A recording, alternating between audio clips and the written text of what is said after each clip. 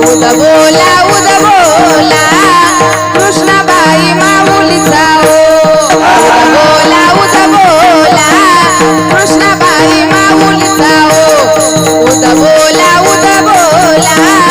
अंबाबाई माऊलीचा चंद्र सूर्य दोन्हीचा पोत पाजळीला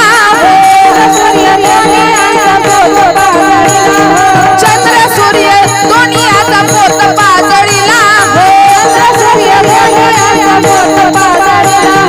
ज्ञान वैराग्य दोन्हीचा फुलवरा बांधिला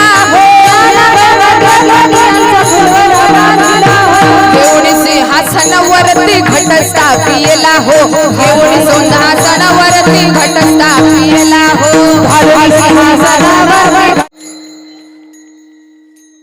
नाथ महाराजांचा अभंग आहे भारुड या प्रकरणातील अभंग आहे आणि या अभंगातून एकनाथ महाराज त्या भगवान परमात्म्याकडं किंवा देवीला नवस करतात की सत्वर पाव ग मला भवानी आई रोडगा वाहीन तुला सासरा माझा गावी गेला तिकडच खपव असं म्हटल्यावर काय काय जणांना लई गोड वाटलं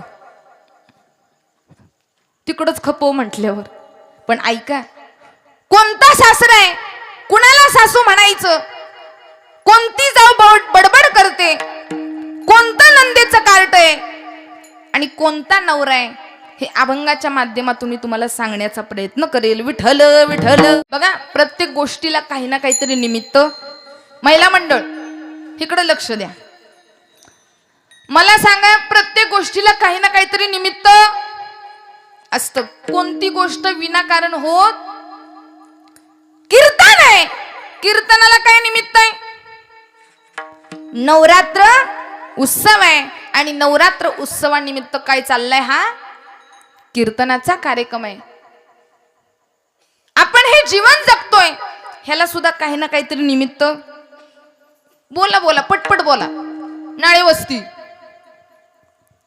जीवन जगतोय हे खरंय जेवला का नाही काहीतरी रिॲक्शन द्या आवाज येऊ द्या जीवन जगतोय हे खरंय खरंय सुखा करता समाधाना करता जगतोय हे सुद्धा खरंय आनंद मिळावा याच्या करता जगतोय हे सुद्धा खरंय आपल्याला वाटतं मला पैसा मिळावा पैसा करता जगतोय हे सुद्धा काही लोक खरं म्हणता पैसा करता जगतोय का पण बघा प्रत्येक गोष्टीला काहीतरी निमित्त आहे काहीतरी कारण लागतं आता जर इथं आलेले एखाद्याला विचारलं ना आता प्रत्येक गोष्टीचं काही ना काहीतरी कारण आहे कारण वेगळं असलं बघा कारण वेगवेगळं आहे पण कारण आहे आता ज्याचं नवीन नवीन लग्न झालं ना लग्न नवीन आहे का कोण नवीन लग्न झालेले त्यांना जर विचारलं ना आता एखादा नवीन लग्न झालेला पुरुष असेल त्यांना विचारलं ना दादा बोला तुम्ही जीवन जगताय तुमच्या जीवन जगण्यामागचं काय कारण आहे ते लगेच म्हणतात महाराज बाकी माणसांचं काय खरं फक्त बघा हिच्याकडे बघून जगतोय आता हे झालं कुणाचं ज्याचं नवीन लग्न झालंय त्याचं पण ज्याला लग्न होऊन 2-3 पोरं झाली ती महाराज माणसं म्हणतात महाराज बायकोचं काय खरं फक्त बघा पोरा बाळांकडे बघून जगतोय आणि ज्यांची पोरं मोठी झाली ती माणसं म्हणतात महाराज ह्या पोरा बाळांचं काय खरं फक्त बघा नातवंडाकडे बघून जगतोय आणि ज्यांची नातवंड मोठी झाली ती म्हातारी म्हणतात महाराज ह्या नातवंडाचं काय खरं जेव्हा परतवंड होईल ना तेव्हाच मरील म्हणजे जगायचंय किती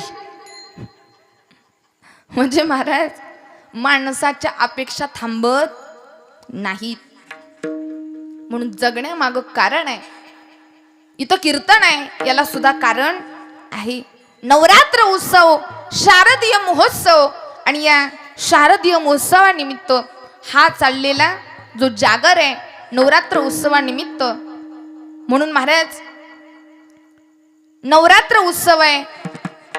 दुर्गा माता जगदंबा ती भगवती जिच्या निमित्ताने आज आपण इथंय तिचं गुणगान गाणं हे तर महाराज तिचं गुणगान गावंच लागल. म्हणून महाराज तिचं नाव घेऊ. उद बोला उद बोला उद बोला उद बोला उद बोला कृष्णाबाई माऊलीचा उद बोला कृष्णाबाई माऊलीचा उद बोला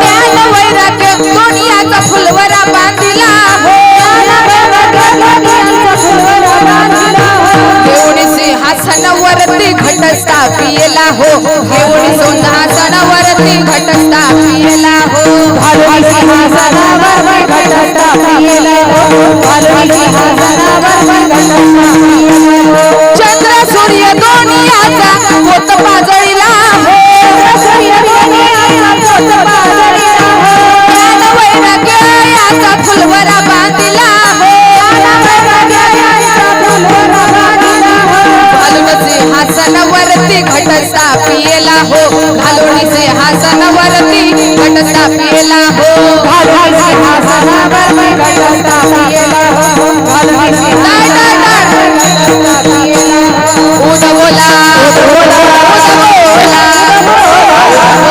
उद बोला कृष्णाबाई माऊलीचा उद बोला अंबाबाई माऊलीचा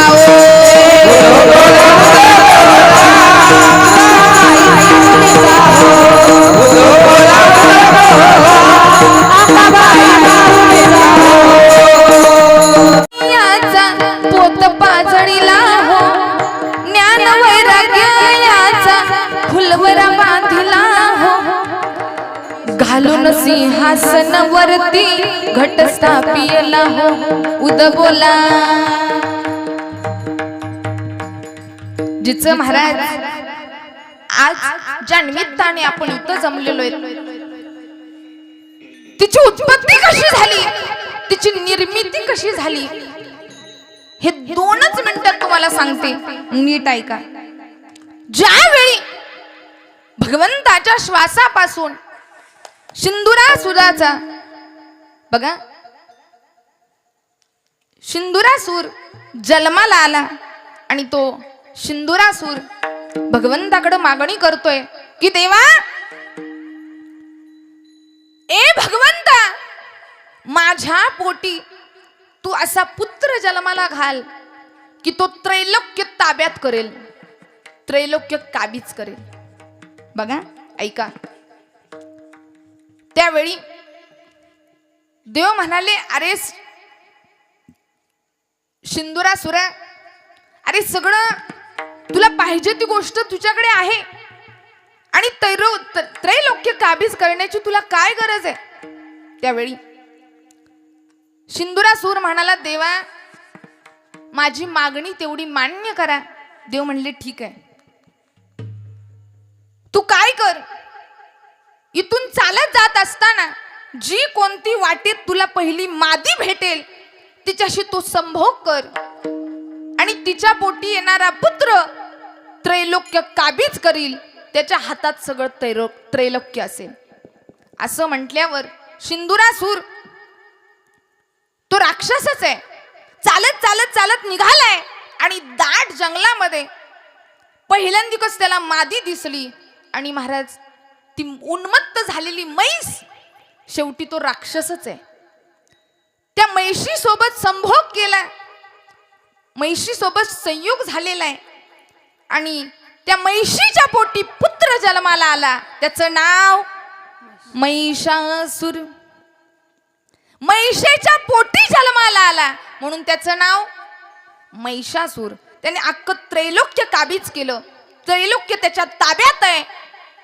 पण तरी पण तो थांबला नाही. तो देवाकडे गेला आणि देवाला म्हणाला, देवा सगळं त्रैलोक्य माझ्या हातात आहे, पण माझी एक इच्छा आहे. काय इच्छा आहे?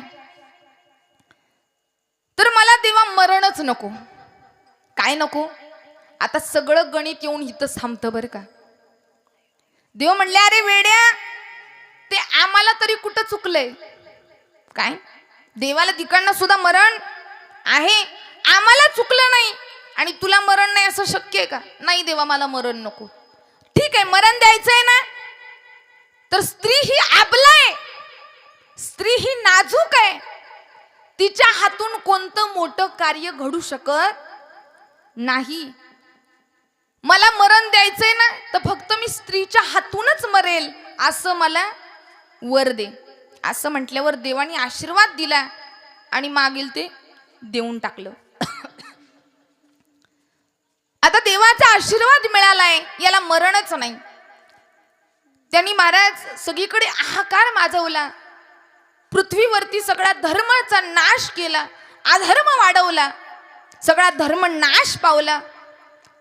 ब्राह्मणांचे माणसांचे महाराज वध केले, नवे नवे सगळ्या पृथ्वीवर हाहाकार माजवला, त्रैलोक्यात सगळा हाहाकार माजला. देव सुद्धा महाराज त्याला घाबरायला लागले आणि पृथ्वीनं महाराज गायीचा अवतार घेतला. वत्स्यरूपी पृथ्वी ब्रह्मयापाशी जाय. पृथ्वीने कशाचा अवतार घेतलाय? गायीचा अवतार घेतलेला आहे. आणि ती गायी रूपी पृथ्वी ब्रह्मदेवाकडे गेली आणि देवाला सांगितलं, देवा या महिषासुराने हाहाकार माजवलाय, हे कुठंतरी थांबायला पाहिजे. आता त्याचं मरण ना देवाच्या हातून आहे ना कोणत्या पुरुषाच्या हातून आहे. त्याचं मरण फक्त कुणाच्या हातून आहे? स्त्रीच्या हातून आहे. मग ब्रह्मदेव, भगवान शंकर आणि विष्णू एकत्र आले आणि ब्रह्मदेवानं आपला राजस गुण निर्माण केला. शंकर भगवानाने आपला तामस गुण उत्पन्न केला. विष्णू भगवानाने आपला सात्विक गुण उत्पन्न केला. सात्विक, राजस आणि तामस या तिन्ही गुणाचं एकत्रीकरण झालं आणि त्याच्यातून एक शक्ती निर्माण झाली. अनादि निर्गुण प्रगटली भवानी, अनादि निर्गुण प्रगटली भवानी, अनादि निर्गुण प्रगटली भवानी.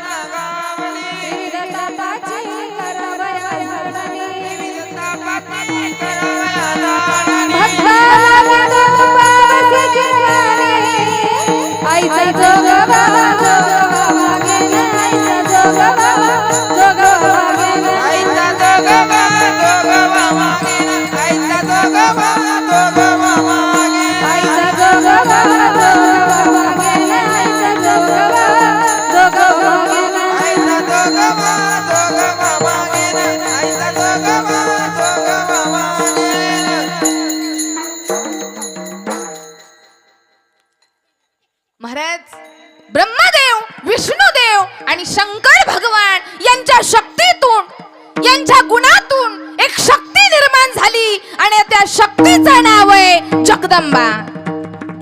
ती शक्ती आहे, तीच काली आहे आणि तीच पार्वती आहे. आणि शक्ती निर्माण झाली. आधी शक्तीचं रूप भयान आहे.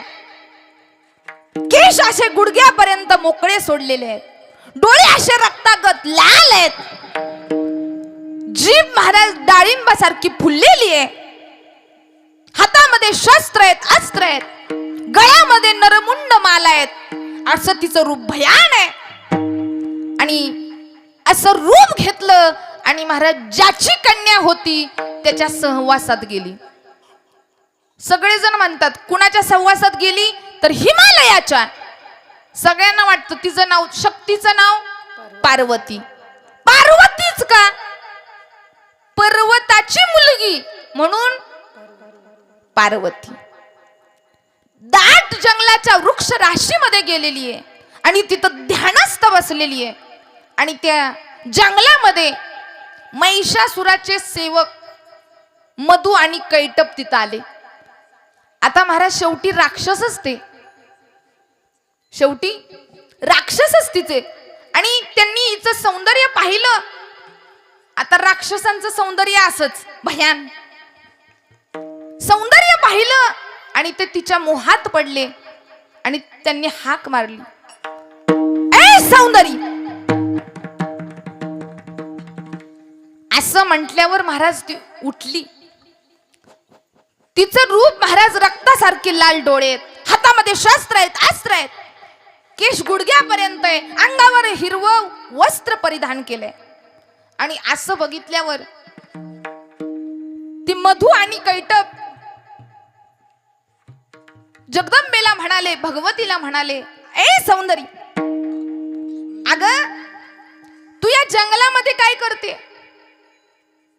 तू काय कर, जगामध्ये असं नाही, असं सौंदर्य तुझ्यात वसलेलं आहे, तुझ्यात रसरसून भरलेलं आहे.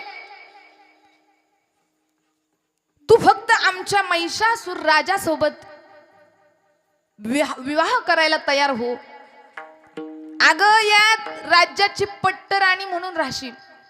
असं म्हटल्यावर महाराज ती चौताळली, रागावली ती आणि चौताळून उठली ती जगदंबा. आणि ती म्हणाली, तुझ्या राजाला जर माझ्याशी लग्न करायचं असेल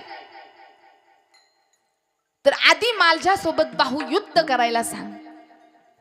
महाराज मधु आणि कैटप गेले, महिषासुराकडे गेले आणि महिषासुराला सांगतात, राजा अहो जगात नाही असं सौंदर्य, तुमच्याकडे सगळं काही आहे, पण फक्त त्या जंगलाच्या वृक्ष राशीमध्ये एक सौंदर्यवती बसलेली आहे, तिच्यामध्ये रसरसून भरलेलं सौंदर्य आहे, असं सौंदर्य कुठंच बघायला नाही. तिला तुमची राणी करून घ्या. फक्त तिचं एक मागणं आहे की जो कोणी पुरुष माझ्याशी बाहुयुद्ध करेल त्याच्याशी मी लग्न करेल. राजा म्हटला, ठीक आहे, तुम्ही जावा आणि तिच्याशी युद्ध करायला तयार व्हा. महाराज गेले, मधु गेला, कैटप गेला. ए सुंदर सौंदर्यवती, आम्ही तुझ्याशी युद्ध करायला तयार आहे. तशी महाराज ही उठली, जगदंबा चौताळली आणि महाराज युद्धाला सुरुवात झाली. जगदंबा महाराज युद्धाला सुरुवात झाली. तिच्या हातामध्ये शस्त्र आहेत. महाराज मधु आला, कैटप आला आणि युद्धाला सुरुवात झाली. पहिल्या दिवशी मधु मारला, दुसऱ्या दिवशी कैटप मारला. मधु मेला, कैटप मेला.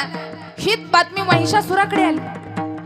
मधु कैटपाला मारलं, तर सौंदर्यवती आहे, नाजूक आहे, ती स्त्री आपला आहे आणि त्या स्त्रीनं मधु कैटपाला मारावं. चंडा मुंडा हाक मारली, चंड आला, मुंडा आला, जा जंगलामध्ये जावा, हिमालयाच्या वृक्ष राशीमध्ये ती सौंदर्यवती आहे, तिच्याशी बाहुयुद्ध करा. चंड गेला, मुंड गेला. तिसऱ्या दिवशी चंड मारला, चौथ्या दिवशी मुंड मारला. दोघांचाही वध केला आणि तिला एक नवीन नामकरण पडलं, चामुंडा. पहिल्या दिवशी मधु मारला, दुसऱ्या दिवशी कैटप मारला, तिसऱ्या दिवशी चंड मारला आणि चौथ्या दिवशी महिला मंडळ. कुणाला मारलं म्हणून तिचं नाव पडलं चामुंडा. म्हणून तिचा अवतार कालीचा आहे. आजची जी माळ आहे, कितवी माळ आहे? 6वी माळ आहे. कुणाची आहे? बोला, कुणाची? कालीची आहे. कालीची 6वी माळ ही कालीची आहे. काली काली का? काळाची पत्नी म्हणून ती काली. काळाची पत्नी म्हणून काली.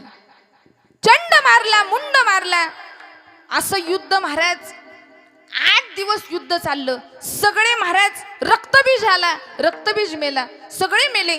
आता महाराज शेवटी बारी कुणाची आली? महिषासुराची आली. महिषासुर चौथायला माझ्या सगळ्या सेवकांना मारलं, आता स्वतः स्वामीच जाणार आहे. महिषासुर आला आणि महिषासुरानं हाक मारली, ए सौंदर्यवती, ए सुंदरी, अगं बाहुयुद्धाचा विषय काढून टाक आणि माझ्याशी युद्ध करायला तयार हो. अगं तुला त्रैलोक्याची राणी बनवेल, राज्य करशील सगळ्यावर. महाराज ती म्हणाली, देवी म्हणाली, जगदंबा म्हणाली, राणी बनवायचा विषय सोड, युद्धाला तयार हो. युद्धासाठी सज्ज झाले आणि आता महाराज युद्ध होणार आहे. सगळे त्रैलोक्य बघतय, युद्धाला सुरुवात झाली. त्रैलोक्य बघतय, पृथ्वी थरारली. महाराज स्वर्गात समुद्राच्या लाटा उठल्या, आभाळामध्ये विजेचा कडकडाट झाला. आता युद्ध होणार आहे. काय होईल? काय होईल? नक्की कोण जिंकेल? जगदंबा जिंकेल का महाराज तो असुर जिंकेल? विजय कोणाचा होईल? विजय जगदंबेचा होईल का विजय महिषासुराचा होईल? सगळ्याच्या हृदयाचा ठोका चुकला. देवदूत पाहायला लागले, पृथ्वीवरील माणसं पाहायला लागली, त्रैलोक्य पाहायला लागलं. आता काय होईल? कोण जिंकेल? हे सगळं कोणाच्या ताब्यात जाईल? विजय कोणाचा होईल? भगवती महिषासुराला का महिषासुर भगवतीला हरवेल? काय होईल आता? आणि तेवढ्यामध्ये भगवती चित्कारली, महिषासुरा, ये महिषासुरा. महिषासुराने गदा घेतला आणि महाराज भगवतीच्या छातीवर प्रहार केलेला आहे. तशी ती चैताळली, चित्कारली आणि भगवतीच्या हातामध्ये तलवार आहे. आणि महाराज तिनं तलवार हातामध्ये घेतली आणि शीर धडाआड केलं आणि महाराज महिषासुर जमिनीवर कोसळलेला आहे. समुद्राच्या लाटा थांबल्या.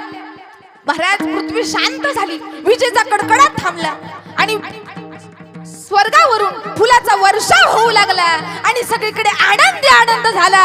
विजय कुणाचा झाला? विजय जगदंबेचा झाला. बोला दुर्गा माता की जय, दुर्गा माता की जय. महाराज नुसतं तिचं चरित्र सांगून उपयोग, ती अशी समोरच उभा राहिली पाहिजे. राहिली का उभा?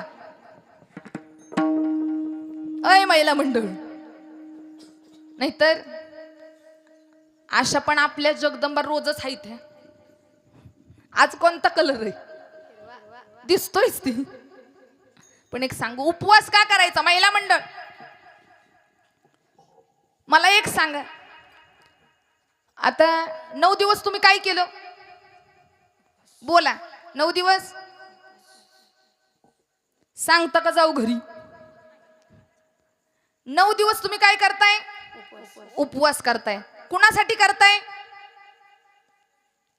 कशासाठी करताय? आता मला एक सांगा, तुम्ही घट बसवता, खाली पत्रवळी, त्याच्यावर माती, मातीमध्ये धान्य, धान्यावर घट, घटामध्ये पाणी, त्याच्यामध्ये घटाला माळा, त्याच्यात देव कुठे?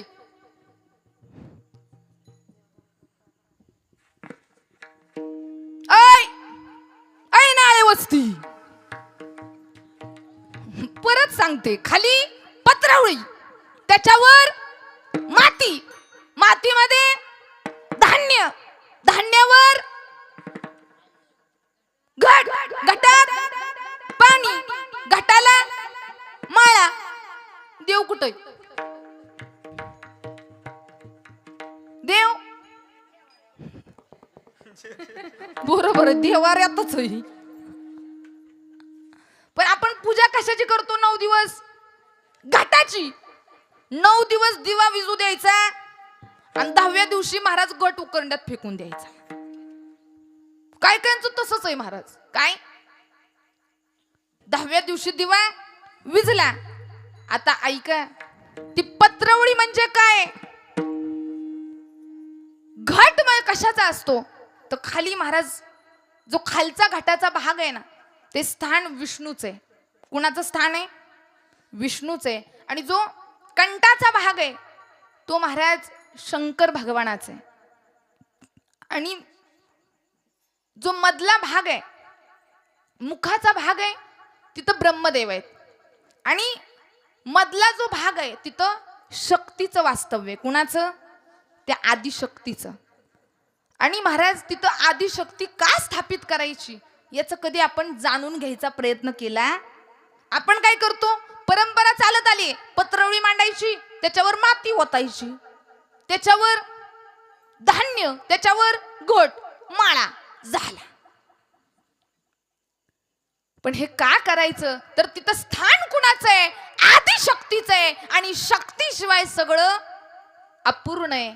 आपल्याला ऊर्जा देणारं, स्फूर्ती देणारं स्थान जर कोणतं असेल तर ते कुणाचं आहे? आदिशक्तीचं आहे. आणि ती शक्ती काय करते? तर ती शक्ती महाराज जगतामधल्या जेवढ्या शक्ती आहेत त्यांना प्रस्थापित एकत्रित करायचं काम ती शक्ती करते, आणि ती शक्ती एकदा एकत्र झाली की त्याला क्रिया करायला लावते, आणि आपल्यावर एक महाराज कवच निर्माण करण्याचं काम कोण करतं? ती शक्ती करते, ती आधी माया करते. म्हणून घट स्थापन करायचा. आता मला एक सांगा, तो घट आहे, खालची जी पत्रवळी आहे ना, ती पत्रवळी म्हणजे पृथ्वी आहे. पत्रवळी म्हणजे पृथ्वी आहे, आणि ती पृथ्वी कशावर आहे? तर शेषाच्या डोक्यावर आहे. कशावर आहे? पत्रवळी शेषाच्या डोक्यावर. आणि वरती जे माती आहे महाराज, मातीत जर जास्त पाणी ओतलं तर त्याचा काय होतंय? गाळ होतोय. आणि कमी झालं तर? आता शेवटी मला सांगा, हा देह आहे, या देहाची पण शेवटी काय होणार आहे? काय होणार आहे? मातीच होणार आहे. माटी के पुतले तुझे कितना गुमान है, माटी के पुतले तुझे कितना गुमान है, माटी के पुतले तुझे कितना गुमान है, माटी के पुतले तुझे कितना गुमान है, क्या तेरी औकात, क्या तेरी शान है, क्या तेरी शान है, माटी के पुतले तुझे कितना गुमान है, माटी के पुतले तुझे कितना गुमान है, माटी के पुतले तुझे कितना गुमान है, माटी के पुतले तुझे कितना गुमान है, क्या तेरा मान और क्या तेरा सम्मान है, क्या सम्मान है, क्या तेरा मान और क्या सम्मान है, क्या तेरा मान और क्या सम्मान है, माटी के पुतले तुझे कितना गुमान है, माटी के पुतले तुझे कितना गुमान है, माटी के पुतले तुझे कितना गुमान है, माटी के पुतले तुझे कितना गुमान है.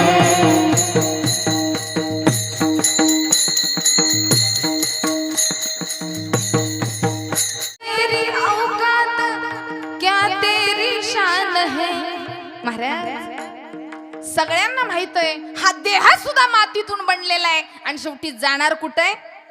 मातीतच आहे. तरी पण महाराज माणसाला गर्व असतो कशाचा हे मला अजून कळलं अजिबात नाही. महाराज माणूस गर्व कशाचा करतो, अभिमान कशाचा आहे हे मला आजपर्यंत कळालं.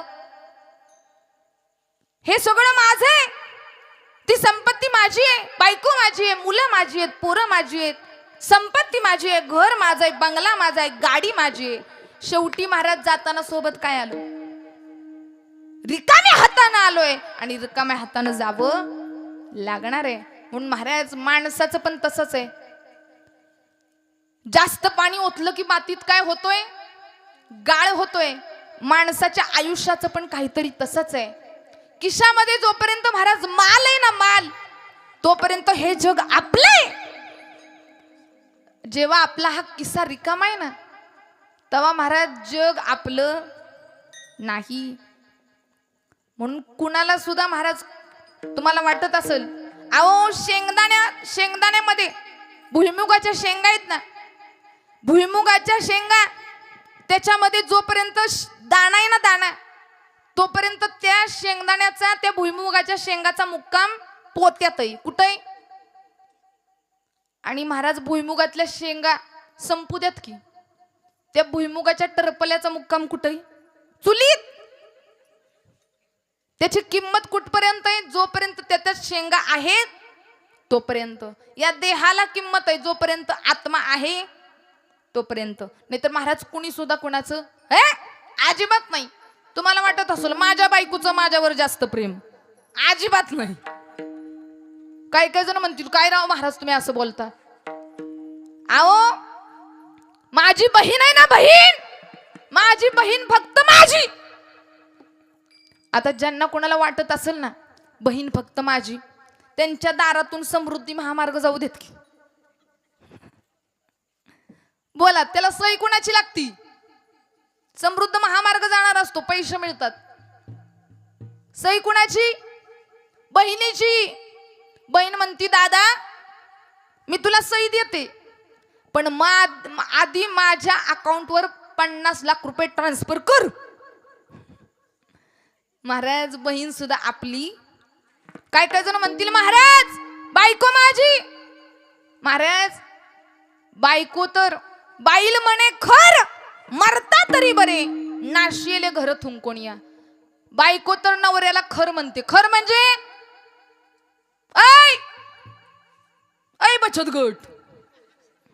खर म्हणजे गाढव. बायको नवऱ्याला गाढव म्हणते, बायको सुद्धा आपली नाही. म्हणून महाराज प्रेम ब्रेम काय नसतं जगामध्ये. प्रेम अजिबात नाही कुणी कुणाचं. का सांगू का, आता प्रेमाचा विषय निघलाय म्हणून सांगते बरं का. आजकालची तरुण मुलं, तरुण मुलांना वाटतं तिचं फक्त माझ्यावरच प्रेम आहे. अरे येड्यात तिच्या पायी 3-4 गेले, तुझा 4था नंबर आहे. काय अवघड आहे महाराज. अहो 3-4 भूत झाली, तू खवीस होशील खवीस. तिचा नाद करू, तिला काय महाराज प्रेम करायला. तिला मोबाईल तुम्ही घेऊन देणार, हँडसेट तुम्ही घेऊन देणार, खर्चायला पैसे तुम्ही देणार, रिचार्ज तुम्ही करणार. बरोबर आहे, रिचार्ज करायला सुद्धा मुलं. गिफ्ट तुम्ही घेणार, कपडे तुम्ही घेणार, शाळेला लागणारी फी तुम्ही भरणार. तिला फक्त काय काम आहे, तोंड मागून गाडीच्या मागे बसायचंय. दुसरं अजिबात तिला काय काम, अजिबात. महाराज प्रेम भीमाचे. आणि सगळ्यात जास्त चुकी कुणाची माहितीये का, आई वडिलांनी लाड केले हो पोरांचे. कुणी पोरांना हवं तसं वागून द्यायचं. ज्याला महाराज कमवायची अक्कल नाही त्याच्या महाराज हातामध्ये बघितलं ना, आता मुलांच्या हातात मुलांना आयफोन लागतोय. आयफोन कोणता, साधा सुद्धा नाही. किती हजाराचा, अहो 1.5 लाखापर्यंत आता त्याची किंमत आहे. आयफोन लागतोय. बसायला FZ गाडी लागते 2 लाखाची. पायामध्ये बूट 5 लाखाचे, 5,000चे. किती. आणि महाराज ते असं झटका मारतो, झटका. नुसतं महाराज झटका मारत. आणि कॉलेजला जाताना बापाकडून 100 घेणार. आणि ह्यांचं लय प्रेम उतू जातो. निघाली घर सुधार आहे, हळूच गपचिप 100 रुपये देणार. घे. ती म्हणत पप्पा त्याला नाही काय कळत, तू गप बस. कुणाला, ऐ बापाला. काही झालं नाही त्याच्याकडून.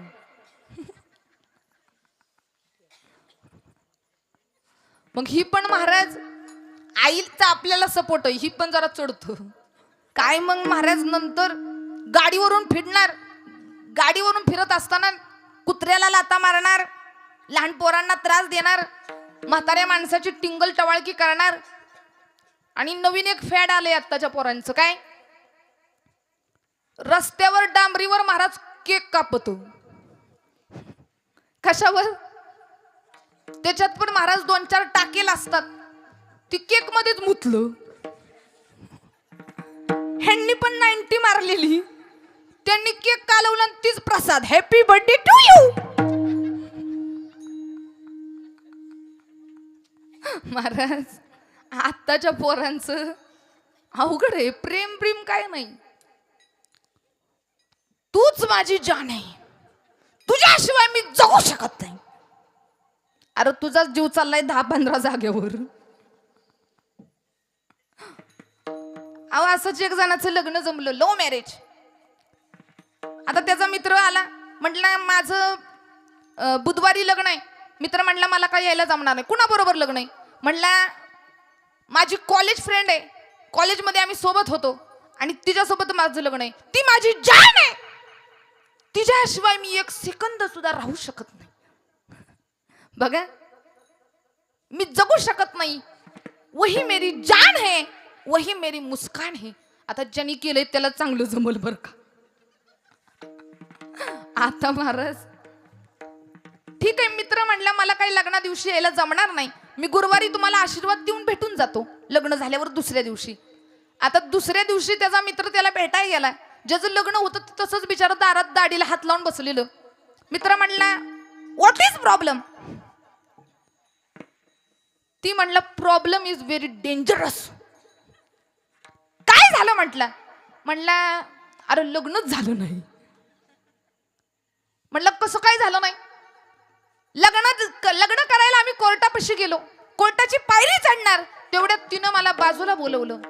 आणि पोरींनो एक गोष्ट ऐका, कीर्तनाला जर कोणी मुली असतील ना, लहान मुली असू द्यात मोठ्या असू द्यात, एवढ्या 1-1.5 वर्षामध्ये किंवा आत्ताच्याच वर्षामध्ये तुमच्या आई बापाच्या घरी नुसती पोरांची रांग लागणार. रांग काय लागणार? आमच्या पोराबर लग्न करता का, करता का? पण महाराज तोपर्यंत ही पोरगी घरी राहिली पाहिजे, नाहीतर पोराचा बाप घरी आणि पोरगी पुलाखाली. असं काय नको. महाराज तिनं साईडला बोलवलं. ती म्हणाली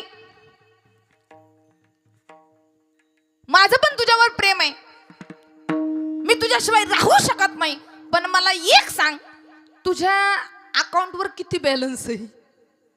अकाउंटवर पैसे. शेवटी विषय फिरून कशावर आला? पैशावर. ती म्हटला माझ्या अकाउंटवर फक्त 5,000 रुपये. आता महाराज असं ऐकलं ती थांबती का? गेली टांग मारून. मित्र म्हणला अरे कशाला सांगायचं 5,000 आहेत? तू तिला सांगायचं माझ्या चुलत्याच्या नावावर 10 लाख आहेत, त्याला काही पोर नाही. चुलत्याच्या मागं कुणाचं आहे? माझंच आहे.